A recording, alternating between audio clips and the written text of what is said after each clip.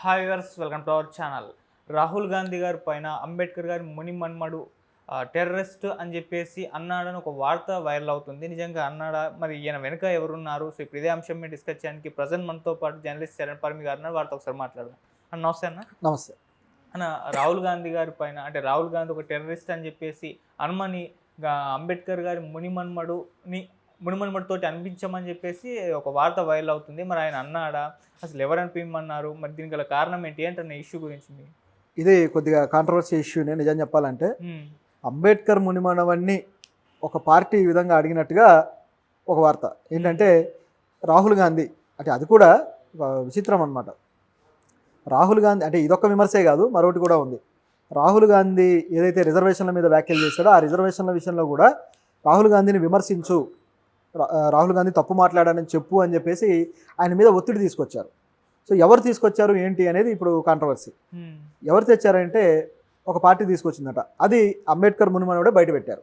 Okay, నిజానికి ఇది అసలు ఎందుకు వచ్చింది ఈ టాపిక్ అంటే, రాహుల్ గాంధీ కొద్ది రోజుల నుంచి కూడా అమెరికాలో కొన్ని యూనివర్సిటీలు సందర్శిస్తూ అక్కడ ఉన్న భారతీయ విద్యార్థులతోటి, అక్కడ ఉన్న ప్రవాసులతోటి కొన్ని చిట్చాట్లు చేస్తూ వస్తున్నాడు, సదస్సులు నిర్వహిస్తున్నాడు.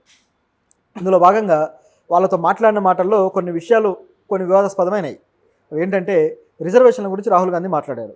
ఏమన్నాడంటే, భారతదేశంలో రిజర్వేషన్లు తీసేయాలి అని చెప్పేసి అన్నాడు. అది ఎందుకు అన్నాడంటే, కొన్ని వర్గాలకి రిజర్వేషన్లు ఫలాలు ఇంకా పూర్తి స్థాయిలో అందట్లేదు, ఇంకా కొన్ని వర్గాలు పేదరికంలోను, ఉద్యోగ అవకాశాలు అందుకోలేకపోవడంలోను, సమానత్వంలోను చాలా వెనుకబడి ఉన్నారు. వీళ్ళందరికీ ఆ సమానత్వం వచ్చినప్పుడు మనం రిజర్వేషన్లు తీసేయచ్చు, అప్పటిదాకా వాటిని ఉంటాయి. మేము కానీ అవన్నీ సమానత్వం అయితే మా గవర్నమెంట్ వచ్చి వాటన్నిటిని సమానత్వం చేసి అప్పుడు ఆ రిజర్వేషన్లు లేని ప్రభుత్వాన్ని అంటే లేని భారతదేశాన్ని చూడాలనుకుంటున్నానని చెప్పేసి ఆయన అన్నాడు. ఓకే, దీంట్లో యాక్చువల్గా కాంట్రవర్సీ ఏం లేదు. ఎందుకంటే రాహుల్ గాంధీ రిజర్వేషన్లు తీసేయాలనేది కదా ఆయన ఒపీనియన్.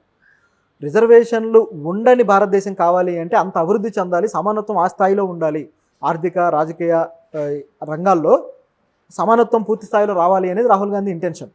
దాన్ని బీజేపీ వాళ్ళు వేరే విధంగా ట్విస్ట్ చేశారు. ఎట్లా అంటే, బడుగు బలహీన వర్గాలు, ఎస్సీలు కావచ్చు, ఎస్టీలు కావచ్చు, మైనారిటీలు కావచ్చు, వీళ్ళకు ఉన్న రిజర్వేషన్లు ఏవైతే ఉన్నాయో వీటిని తీసేసి వాళ్ళని ఇబ్బంది పెట్టాలి, లేకపోతే వాళ్ళకి అన్యాయం చేయాలని రాహుల్ గాంధీ చూస్తున్నాడు అన్నట్టుగా బీజేపీ ఎంపీలు, అమిత్ షా అనేక మంది రాహుల్ గాంధీ మీద దుమ్మెత్తి పోసే ప్రోగ్రాం పెట్టుకున్నారు. అంటే ఆయన వ్యాఖ్యల మీద తప్పుడు అర్థాలు ఇవ్వడానికి ట్రై చేశారు. దీంతోపాటు వాళ్ళ పార్టీలో ఉండే బీజేపీ పార్టీలో ఉండే ఎస్సీ సెల్ కావచ్చు, అలాగే మైనారిటీ సెల్ కావచ్చు, వీళ్ళ అధ్యక్షుల నుంచి కూడా విమర్శలు వచ్చేలాగా మాట్లాడించారు. ఈ స్థాయిలో దీన్ని ట్విస్ట్ చేయడానికి ట్రై చేశారు. కొంతమంది నమ్మారు కూడా. సోషల్ మీడియాలో ఎట్లా ఉంటుందంటే, గొర్రెల్లాగా ఏదైనా వస్తే దాన్ని నమ్మడానికి రెడీ అయిపోతారు, ఫ్యాక్ట్ చెక్ కూడా చేసుకోవట్లేదు. ఇది ఇక్కడ ఉన్న పరిస్థితి. అయితే ఆయన వ్యాఖ్యల్లో ఉన్న ఉద్దేశం వేరు, అది అప్లై చేసిన వీళ్ళు మాట్లాడిన విధానం వేరు. ఇదే విషయంలో అనేక మంది బీజేపీ ఎంపీలు మాట్లాడారు. దీని విషయంలో అంబేద్కర్ మునిమనవడు రాజారత్నం అంబేద్కర్, ఆయన కూడా మాట్లాడాలి. ఈ విధంగా రాహుల్ గాంధీని రిజర్వేషన్ల విషయంలో వ్యతిరేకిస్తూ విమర్శలు చేయాలి అని చెప్పి ఆయనకు ఒత్తిడి వచ్చిందట. ఎవరి నుంచి వచ్చిందంటే, బీజేపీ పార్టీ నుంచే నాకు ఆ ఒత్తిడి వచ్చింది, కొంతమంది ఆ పార్టీ నుంచి నాకు ఈ విధంగా మాట్లాడమని చెప్పేసి కమ్యూనికేట్ చేశారు అని చెప్పేసి ఆయనే మీడియా ముందు బయటపెట్టాడు. కానీ నేను ఆ విధంగా చెయ్యను, నేను సమానత్వం కోసం పోరాడే వ్యక్తిని, అంబేద్కర్ ఆశయాల ప్రకారం పోరాడుతున్నాను. ఆయన ఏమన్నాడు ఏంటి అనేది నాకు తెలుసు, దాంట్లో క్లారిటీ ఉంది. నన్ను ఎవరు నా పై అధికారిలాగా నన్ను ఎవరు వచ్చి హుకుం జారీ చేస్తే మాట్లాడే వ్యక్తిని కాదు నేను అని అంబేద్కర్ గారి మునిమనుడు చాలా స్ట్రాంగ్గా రిటర్న్ కౌంటర్ ఇచ్చాడు. ఓకే, దాంతోపాటు బీజేపీ పార్టీకి అనుకూలంగానో, లేకపోతే కాంగ్రెస్కి అనుకూలంగానో, లేకపోతే వ్యతిరేకంగానో మాట్లాడే టైప్ కాదు నేను. నాకు బీజేపీ ఎంతో, కాంగ్రెస్ కూడా అంతే. ఎవరు తప్పు చేసినా నేను విమర్శిస్తా, కానీ ఇక్కడ విషయం ఏంటనేది నాకు తెలుసు అని చెప్పేసి ఆయన అన్నాడు. సో ఇది బీజేపీకి చాలా పెద్ద కౌంటర్. దానికి అమిత్ షా మళ్ళీ తిరిగి, మేమేమి ఆయన్ని ఇలా అనమని అడగలేదు, మాకేం అవసరం లేదు, రాహుల్ గాంధీ మాట్లాడింది తప్పే అని చెప్పేసి వీళ్ళు ఆయనకు రిటర్న్ కౌంటర్ ఇవ్వడానికి ట్రై చేశారు. కానీ వాస్తవం ఏంటనేది అందరికీ తెలుసు. రాహుల్ గాంధీ గారు మాట్లాడిన విషయాన్ని ఇట్లా డిఫరెంట్గా ప్రొజెక్ట్ చేయడం కోసం బీజేపీ తన శక్తుల్ని, తన ఐటీ సెల్ని, తన సోషల్ మీడియాని బాగా వాడుకుంది. ఇలా అంబేద్కర్ మునిమనవడి చేత వ్యాఖ్యానింపజేస్తే దేశంలో ఉన్న దళిత బహుజన వర్గాలందరూ కూడా ఒక్కసారిగా రాహుల్ గాంధీకి యాంటీ అవుతారు అనేది వాళ్ళ స్కెచ్. ఓకే, ఆ స్కెచ్ కూడా పారలేదు, రివర్స్ కొట్టింది. సో అది ఇక్కడ మైనస్ అయిందనమాట. ఆ స్కెచ్ పారకపోయేసరికి వాళ్ళు ఆత్మరక్షణలో పడ్డారు. సో ఇట్లా ఈయన రియాక్ట్ అవుతాడని, ఈ విధంగా ఈ విషయాన్ని బయటకు తీసుకొస్తాడని బీజేపీ కూడా ఎక్స్పెక్ట్ చేయలేదు. దళితులకి వీళ్ళందరికీ మేము న్యాయం చేస్తామని చెప్పుకున్న బీజేపీయే ఈడబ్ల్యూఎస్ ఇటువంటివి కూడా తీసుకొచ్చింది రిజర్వేషన్లో. సో ప్రైవేటీకరణ చేస్తూ రిజర్వేషన్లకు గండి కొట్టే ప్రయత్నం కూడా చేస్తూ ఉన్నారు. అవును. ఇవన్నీ జరుగుతూ ఉండగా అంబేద్కర్ మునిమడు అంత అమాయకంగా వాళ్ళ బుట్టలో పడతాడని వాళ్ళు అనుకోవడం అమాయకత్వం. సో ఈ విషయంలో ఆయన కౌంటర్ అయితే మెచ్చుకోదగ్గది. ఓకే. అన్నకి ఇటు రాహుల్ గాంధీ గారు కూడా అమెరికాలో ఉండగా సిక్కుల పైన చేసిన కామెంట్స్ ఎంత కాంట్రవర్సీ క్రియేట్ చేసో తెలిసిందే. సో ఆ ఇష్యూ గురించి ఏం చెప్తారు? సిక్కుల మీద ఆయన కామెంట్లు కూడా అవి కూడా బీజేపీ స్టైల్ ఆఫ్ ట్విస్టింగ్ అన్నమాట. ఓకే.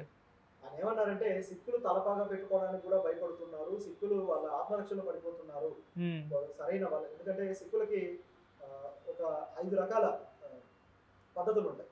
ఖల్సా అంటాం దాన్ని. తలపాగా కావచ్చు, ఖడ్గం కావచ్చు, ఇటువంటి ఒక 5 రకాల పద్ధతులు ట్రెడిషనల్గా వాళ్ళు మెయింటైన్ చేస్తారు. అంటే ఒక వారియర్ స్టైల్ వాళ్ళది. అది గడ్డం కావచ్చు, కేశం, ఇటువంటి 5 రకాల కా అనే పదంతో వచ్చేవన్నీ కూడా ఉంటాయన్నమాట. వీటిని సాంప్రదాయ పద్ధతిలో అనుసరిస్తూ ఉంటారు. వీటిని అనుసరించడానికి కూడా వాళ్ళు భయపడుతున్నారు భారతదేశంలో అనేది రాహుల్ గాంధీ గారి ఆరోపణ. దానికి బీజేపీలో ఉన్న సిక్కు సెల్ సంబంధించిన కొంతమంది లీడర్లు, బీజేపీ ఎంపీ ఒక ఆయన రియాక్ట్ అయ్యారు. రవనీత్ సింగ్ అని చెప్పేసి ఎంపీ రియాక్ట్ అయ్యాడు. ఆయన ఏమన్నాడంటే రాహుల్ గాంధీ టెర్రరిస్టు, అసలు సిసలైన టెర్రరిస్టు, ఈ విధంగా ఎట్లా మాట్లాడతాడు సిక్కుల గురించి అని చెప్పేసి భారీ స్థాయిలో విరుచుకుపడ్డాడు. రాహుల్ గాంధీ భారతదేశానికి సంబంధించిన వ్యక్తే కాదు, ఆయన భారతదేశంలో ఉండడు, ఎప్పుడు విదేశాల్లోనే తిరుగుతాడు, విదేశాల్లో మన దేశానికి సంబంధించి నెగిటివ్ వ్యాఖ్యలు చేసి మన దేశం పరువు తీస్తుంటాడు. ఈ విధంగా రకరకాలుగా రాహుల్ గాంధీ మీద విమర్శలు చేశాడు. ఆయన బాగా టెర్రరిస్టు భావజాలం కలిగిన వాడు, ఆయన పూర్తి స్థాయి టెర్రరిస్టు. రాహుల్ గాంధీకి ఎవరైనా సపోర్ట్ చేస్తే వాళ్ళు కూడా టెర్రరిస్టులే. అంటే అడ్డు అదుపు లేని మాటలు అనమాట ఇవన్నీ కూడా. ఏ స్థాయిలో రాహుల్ గాంధీ మీద అక్కసు ఉందనేది కనపడుతుంది. రాహుల్ గాంధీకి సపోర్ట్ చేసే ఎవరైతే ఉన్నారో అంటే వామపక్షవాదులు, అలాగే కొంతమంది వ్యక్తులు అంటే మైనారిటీస్ కావచ్చు, ఎవరున్నా సరే వాళ్ళందరూ టెర్రరిస్టులే అని చెప్పేసి ఒక దిక్కుమాలిన పనికిమాలిన వ్యాఖ్య అయితే చేశాడు రవనీత్ సింగ్. దీనికి కూడా విమర్శలు అయితే వస్తున్నాయి. ఆయన టెర్రరిస్ట్గా సంబోధించడం అనేది ఏమాత్రం సరైంది కాదు. అంటే ప్రతిదానికి లవ్ జిహాదులని, టెర్రరిస్టులని ఒక దుర్మార్గమైన పేర్లు పెట్టి దేశభక్తిని ఒక పావుగా వాడుకొని వీళ్ళు రాజకీయం చేస్తుంటారు.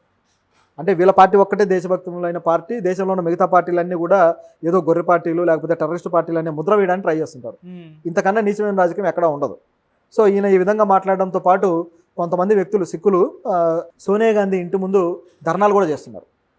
ఆవిడ ఇంటి ముందు ధర్నాలు చేసే బ్యాచ్ ఎవరై ఉంటారనేది మనం ఊహించవచ్చు. సో వీళ్ళు కూడా వాళ్ళకి సంబంధించిన బ్యాచ్. ఇది ఇక్కడ ఉన్న సిచ్యుయేషన్.